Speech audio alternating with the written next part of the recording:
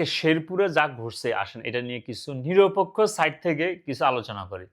এই যে শেরপুরে কিন্তু ঘটনা কিন্তু দুপুর থেকে হইতেছিল।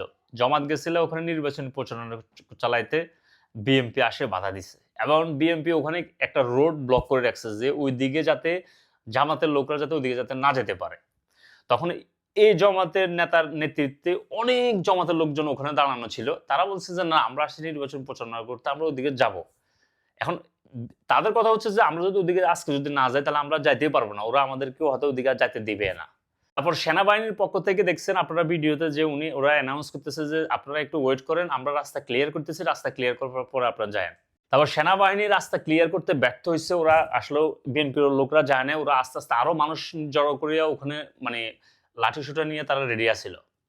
তারপর বিএনপির কিছু লিডার আসছিল, তারপর পুলিশ, তারপর ওখানে ম্যাজিস্ট্রেট আসে ওনাকে বোঝানোর চেষ্টা করছিল যে আপনারা চলো। তো শেষ পর্যন্ত কিন্তু উনারা যায় নাই, উনারা ফেরত যায় নাই, উনারা সামনের দিকে গেছে। যাওয়ার পর ওখানে ধাওয়া পাল্টা দেওয়া হয়েছে, কয়েক ধাপে ধাওয়া পাল্টা দেওয়া হয়েছে। এরপরে বিএনপির লোকরা অতর্কিত হামলা করছে জামাতের বিশাল ওদের নেতাকর্মী সহ অনেকের উপর, করার পরে ওখানে আর্মি সহ সেনাবাহিনীর লোকেরও মাথা টাথা ফাটাই ফেলেছে, তারপরে পুলিশের মাথা টাথা ফাটছে, তারপর জমাতের তো একজন মারাই গেছে, আর তিন চারজন গুরুতর মানে অসুস্থ হয়ে এদেরকে সেন্ট্রাল হসপিটালে প্রেরণ করা হয়েছে। এখন আসেন, এখন সবাইকে যদি বলে এভাবে যদি অবাঞ্ছিত ঘোষণা করে যে আপনি এখানে প্রচারণা করতে পারবেন না, জমাতের মহিলারা যদি মানে প্রচারণা করতে গেলে যে তাদেরকে মায়ের দেয়, পিটে, এদেরকে যদি ধরে রাখে, বাঁধা রাখে, এটা কেন করবে? একটা স্বাধীন দেশ, আপনি আপনার কথা প্রচার করেন, তারা তাদের দাঁড়িপাল্লার কথা প্রচার করো, মানুষ ডিসিশন নিবে যে তারা কাকে ভোট দেবে। এখন চিন্তা করেন 12 তারিখে যদি এরকম কোনো ঘটনা ঘটে যে এরকম তারা ব্লক করে দিল, কেন্দ্র দখল করলে, তখন কি হবে? তখন কি ভোট হবে? সুষ্ঠু ভোট হবে?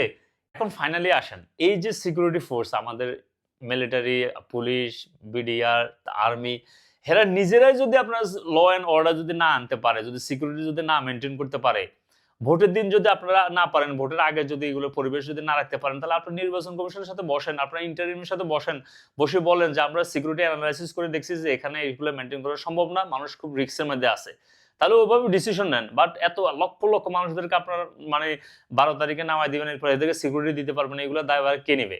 আর একটা জিনিস অনেকে বলেছেন যে জামাতের নেতার উচিত ছিল দলবল নিয়ে ওই রাস্তা দিয়ে চলে যাও। এখন শুনেন, ধরেন কালকে তারেক রহমান একটা জনসভা যাইতেছে, জামাতের লোকজন ওখানে মানে রাস্তায় ব্যারিকেড দিয়ে আছে, এখন কি সেনাবাহিনী অথবা পুলিশের কি বলা উচিত তারেক রহমান রে যে স্যার আপনি আজকে ব্যাক করেন, সামনে আপনি যায় না, ওখানে গেলে সংঘর্ষ হবে? এটা কিসের কথা হলো? পুলিশ প্রশাসন এদের দরকার হচ্ছে সব ক্লিয়ার করা, নিউট্রাল থাকা, সবারই কাজ করতে দেওয়া।